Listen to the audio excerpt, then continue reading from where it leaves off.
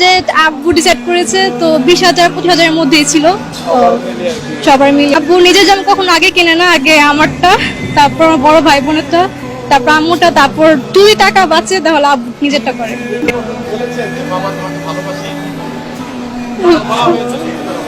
না, সবারটা দিলে আমার একটা শান্তি সুখ, যে সবারটা কেনাকাটা হয়েছে আমি নিজে জানিছি, এটাই আলহামদুলিল্লাহ। একটা সময় তো ছিল যখন ঈদ মানে আমরা চিন্তা করতাম যে নতুন কাপড় থাকবে, জামা কাপড় থাকবে, একটা অন্যরকম আনন্দ। এই যে বাবাদের জীবন থেকে এই জিনিসটা চলে যাওয়া, এটা কবে থেকে শুরু হলো আপনার?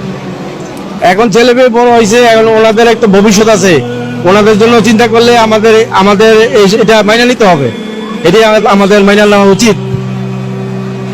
আপনার মেয়ে পছন্দের কান্না করতেছে। আমি আপনাকে একটা কথা বলতে চাই, আপনি তো পাশে আছেন।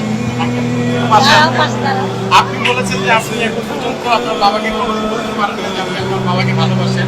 আমরা চাইবো আজকে অন রেকর্ডে আপনি আপনার বাবাকে বলবেন যে আপনি আপনার বাবাকে ভালোবাসেন। আঙ্কেল, আপনি একটু বলবেন আপনার মেয়েটাকে, আপনি একটু বলেন আপনার বাবাকে আপনি ভালোবাসেন। আব্বু আমি অনেক ভালোবাসি। আমরা